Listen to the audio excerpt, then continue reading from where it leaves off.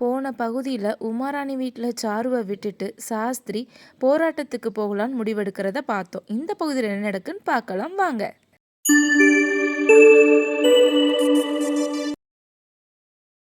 பனிரெண்டு வசந்த விகாரம்.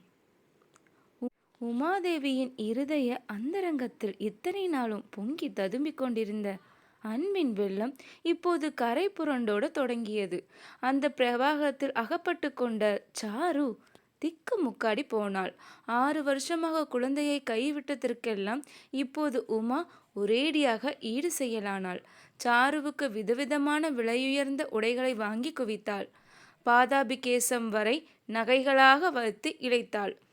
தினம் 3 முறையாவது குழந்தைக்கு புது புது அலங்காரம் செய்தாலே ஒழிய அவளுக்கு திருப்தி உண்டாவதில்லை.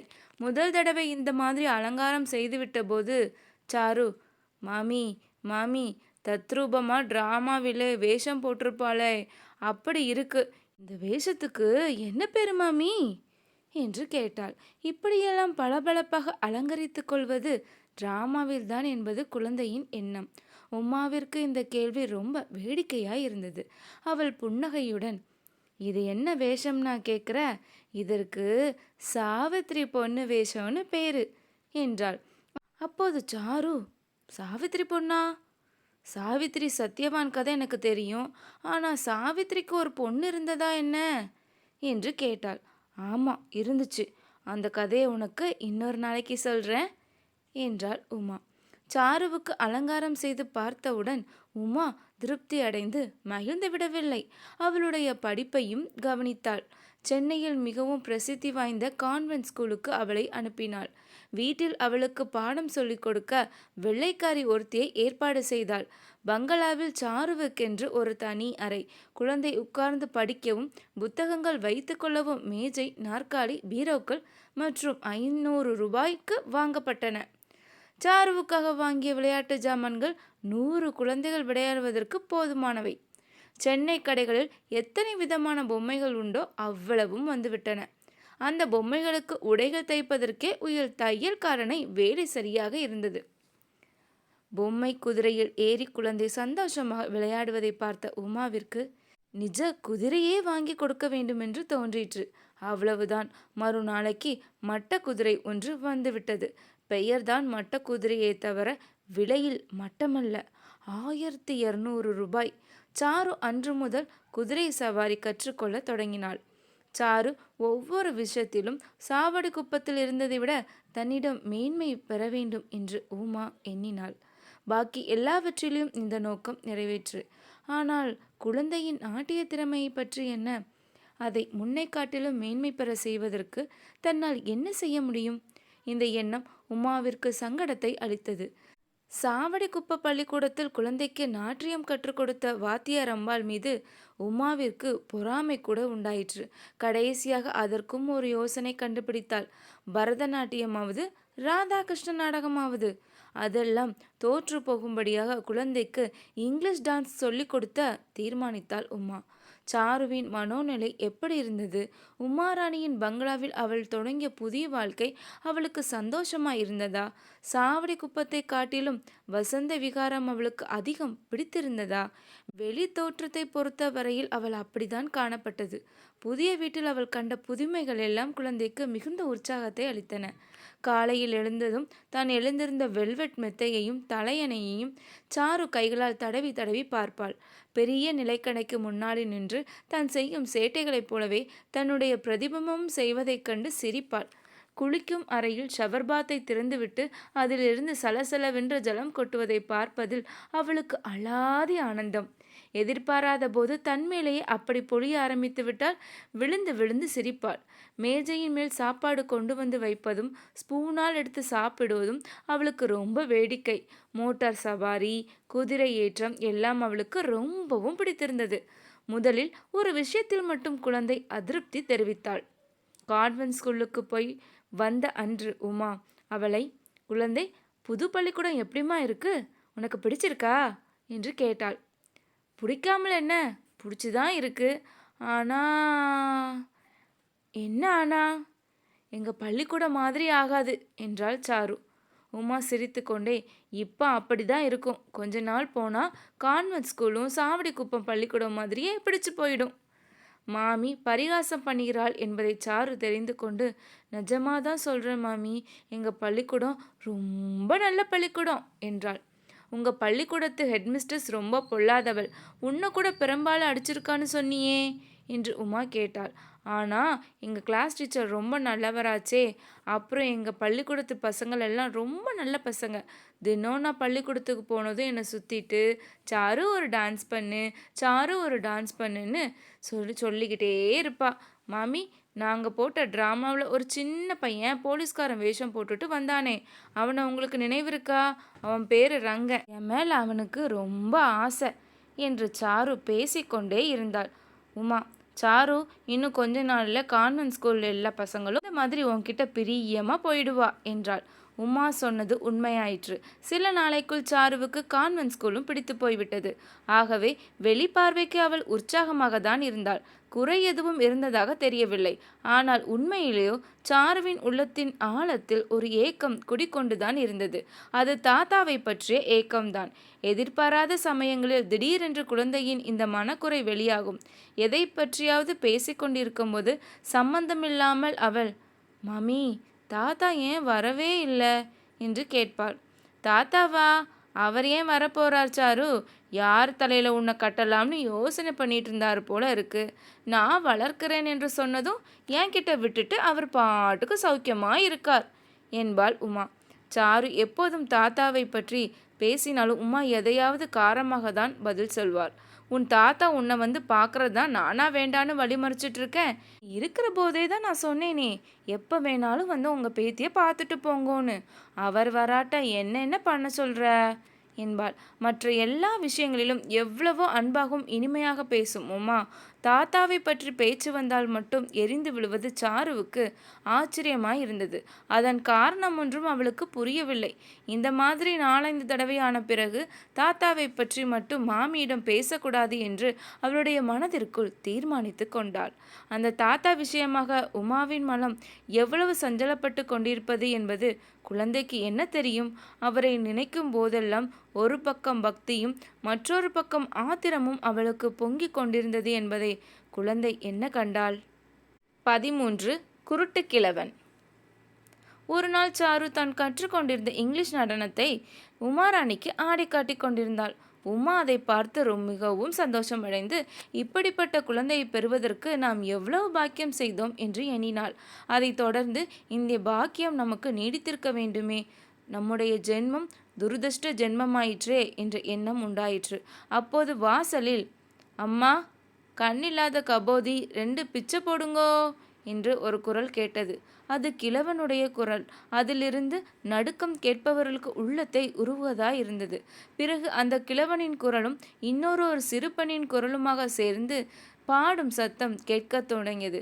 சாரு ஆட்டத்தை நிறுத்திவிட்டு ஜன்னலோரமாக சென்று பார்த்தாள். அப்போது வாசல் கேட்டுக்கு அருகில் ஒரு கிழவனும் ஒரு சிறு பெண்ணும் நின்று பாடுவது தெரிந்தது. சாரு பார்த்து கொண்டிருக்கும் போதே பங்களாவின் தருவான் அங்கே வந்து போ என்று அவர்களை விரட்டினான். மாமி, மாமி, இங்கே சீக்கிரம் வாங்கோ என்று அடித்து கொண்டாள் சாரு. உமா அவள் அருகில் வந்ததும், மாமி, மாமி, அந்த கிழவனையும் பொண்ணையும் தர்வான் விரட்டுறான். ஐயையோ, அவ போறாளே, திரும்பி வர சொல்லுங்களேன் என்று சாரு கூவினாள். உமா, நல்ல பொன்னடி நீ என்று சொல்லி சிரித்துவிட்டு, தர்வான், அவர்களை கூப்பிடு என்று உத்தரவிட்டாள். தர்வான் ஓடிப்போய், இந்தாங்க, இங்கே வாங்க, உங்க பாடு யோகந்தான் என்றான். கிழவனும் பொண்ணும் திரும்பினார்கள்.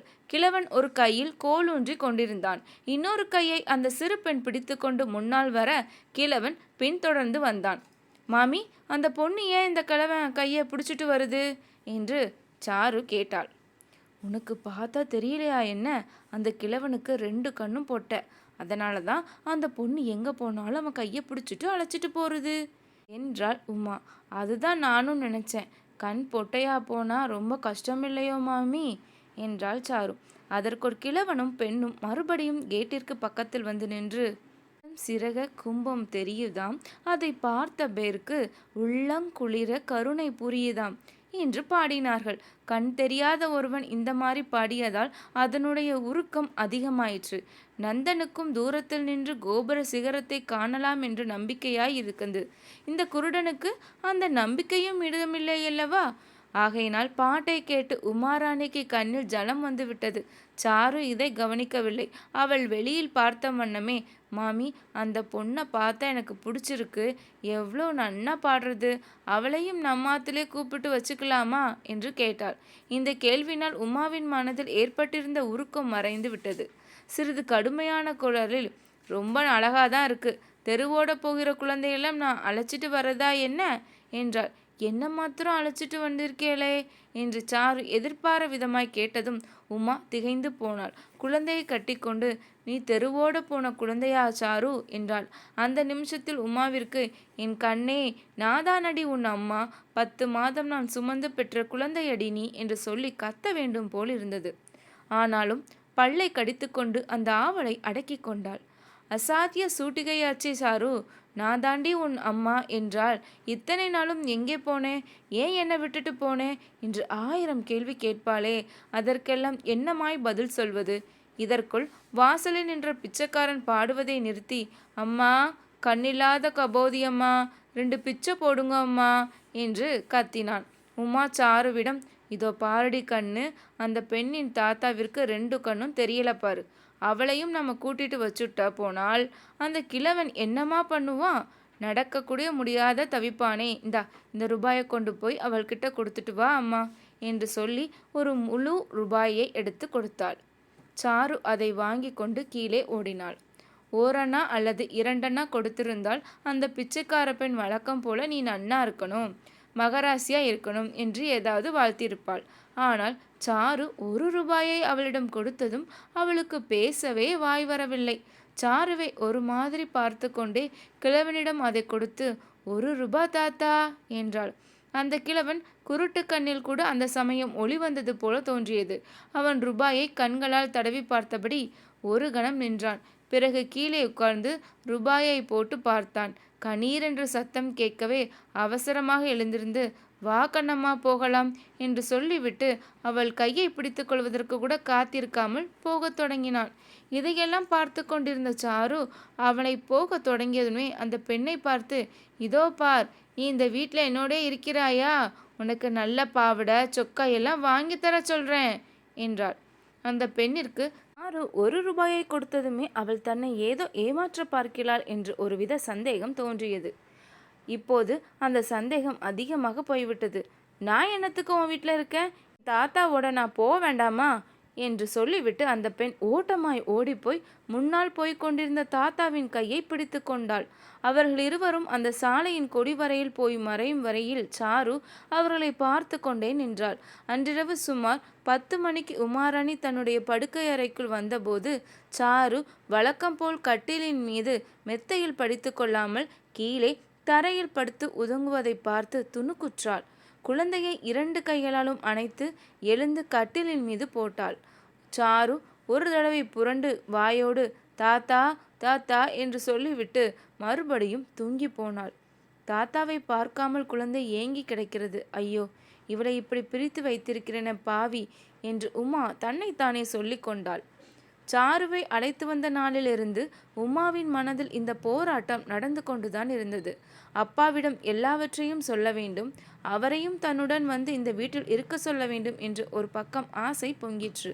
இன்னொரு பக்கம் அப்பா என்ன சொல்வாரோ என்னவோ, நான் முதலில் சொல்லுவதை நம்புவாரா, நம்பினாலும் என்னிடம் வெறுப்பு கொள்ளாமல் இருப்பாரா, ஒருவேளை மறுபடியும் அவர் தேடி கொடுத்த அழகான மாப்பிள்ளையுடன் போய் வாழ வேண்டும் என்று சொன்னால் என்ன செய்வது என்று ஆப்ஷனைகள் தோன்றின. உண்மையை அவரிடம் சொல்வதாய் இருந்தாலும் எப்படி சொல்வது? நேராக சொல்வதற்கு அவருக்கு தைரியம் வரவில்லை. ஒரு கடிதம் எழுதி எல்லாவற்றையும் அது சொல்லிவிடலாமா என்று அடிக்கடி நினைப்பாள். இன்று குழந்தை தூக்கத்தில் தாத்தா தாத்தா என்று சொன்னதை கேட்டதும் இனிமேல் தாமதிக்கக்கூடாது என்று எண்ணி காகிதமும் பேனாவும் எடுத்துக்கொண்டு உட்கார்ந்தாள். என் அருமை அப்பாவிற்கு உங்கள் பெண் சாவித்ரி அநேக கோடி நமஸ்காரம். அவ்வளவுதான் எழுதினாள். அதற்கு மேல் யோசித்து பார்த்தும் என்ன எழுதுவது, என்னமா எழுவது என்று புரியவில்லை. 2, 3 தடவை எழுதியதெல்லாம் கிழித்து போட்டுவிட்டு கடைசியில் நாளைக்கு எப்படியாவது அப்பாவை அழைத்து கொண்டு வந்து எல்லாவற்றையும் நேரிலே சொல்லிவிடலாம் என்று தீர்மானித்தாள். உடனே நாளைக்கு என்ன அவசரம்? 6 வருஷ காலம் பேத்தியோடு சதா சர்வகாலமும் இருந்தாரே, போதாதா? நானும் தான் கொஞ்ச நாளைக்கு என் பொண்ணை எனக்கென்று வைத்து கொண்டிருக்கிறேனே என்று நினைத்தாள். ஆமாம் ஆமாம், இன்னும் கொஞ்ச நாள் நன்றாக கஷ்டப்படட்டும். என்னை மட்டும் கல்கத்தாவில் அந்த ராட்சசர்களிடம் ஒப்படைத்துவிட்டு நான் போட்ட கடுதாசிக்கெல்லாம் பழுதில் போடாமல் இருந்தார்ல, அது அவருக்கு தேவைதான் என்று எண்ணினாள். இந்த மாதிரி சிறிது நேரம் தனக்குள் தானே கோபத்தை வளர்த்து கொண்டிருந்து விட்டு கடைசியில் அசந்து தூங்கி போனாள். டங் டங் டங் என்ற கடிகாரம் இசையுடன் மணி 12 அடித்து நிறுத்தியது. சாரு கண் விழித்து பரபரப்புடன் எழுந்திருந்து உட்கார்ந்தாள். ஐயோ தாத்தா, உன் கண் பொட்டையாயி போயிட்டுதா என்று முணுமுணுத்து கொண்டாள். அவள் கண்ட கனவு அவள் மனதில் தத்துரமாய் பார்த்ததைப் போல தோன்றிக் கொண்டிருந்தது. தாத்தாவுக்கு கண் குருடாய் போய்விட்டது. சாவடி குப்பத்து குடிசையில் அம்பிகையின் சன்னதியில் அவர் எதையோ தேடிக்கொண்டிருக்கிறார். கைகளால் துளாவுகிறார். அவர் தேடுகிற பொருள் அகப்படவே இல்லை. நகர்ந்து நகர்ந்து போய் பூஜைக்கு அருகில் வைத்திருந்த குத்துவிளக்கில் முட்டி கொள்கிறார். அப்படி முட்டி கொண்டபோது டங் என்று சத்தம் கேட்கிறது. சாரு விழித்து கொண்டபோது கடிகாரத்தில் கடைசி மணி அடித்தபடியால் அதன் ஓசை கேட்டுக்கொண்டிருந்தது. அதனால் தானோ என்னவோ கனவில் கண்டது நிஜத்தில் நடந்தது போலவே சாருவுக்கு தோன்றியது. படுக்கையிலிருந்து அவள் மெல்ல கீழே குதித்தாள். பக்கத்தில் இன்னொரு கட்டிலில் உமா ஆழ்ந்த தூக்கத்தில் இருப்பதை பார்த்தாள். ஓசைப்படாமல் அந்த அறையிலிருந்து வெளியே போக தொடங்கினாள். அப்போது எதிரே சுவரில் இருந்த நிலை கண்ணாடியில் அவளுடைய பிரதிபிம்பம் மங்களாய் தெரிந்தது. ஒரு கணம் அதை பார்த்து கொண்டு நின்றாள். உடனே திரும்பி படுக்கை அறைக்கு பக்கத்தில் இருந்த உடை அணியும் அறைக்கு சென்றாள். தான் அணிந்திருந்த நகைகளை கழற்றி வைத்தாள். சாவடி குப்பத்திலிருந்து வந்தபோது அவள் அணிந்து வந்த கவுன் அலமாரியில் இருந்தது. தான் போட்டுக்கொண்டிருந்த புது கவுனை எடுத்து வைத்துவிட்டு அந்த பழைய கவுனை போட்டுக்கொண்டாள். இவ்வளவும் 2 நிமிஷத்திற்குள் நடந்துவிட்டது. பிறகு சாரு மறுபடியும் சத்தமில்லாமல் படுக்கை அறைக்குள் வந்து உமாராணியை சற்று தூரத்தில் இருந்தபடி ஆவலுடன் எட்டி பார்த்துவிட்டு கதவை மெல்ல திறந்து கொண்டு வெளியே சென்றாள். அடுத்த 2 நிமிஷத்திற்கெல்லாம் வசந்த விகாரத்தின் வாசலுக்கு வந்துவிட்டாள். அந்த அர்த்த ஜாத்திரையில் பால் போல எரிந்த நிலவின் பிரகாசத்தில் முன்னே டிராமா டிக்கெட் விற்பதற்காக வந்த வழியை ஞாபகப்படுத்தி கொண்டு குழந்தை தன்னந்தனியாக சாவடி குப்பத்தை நோக்கி சென்றாள்.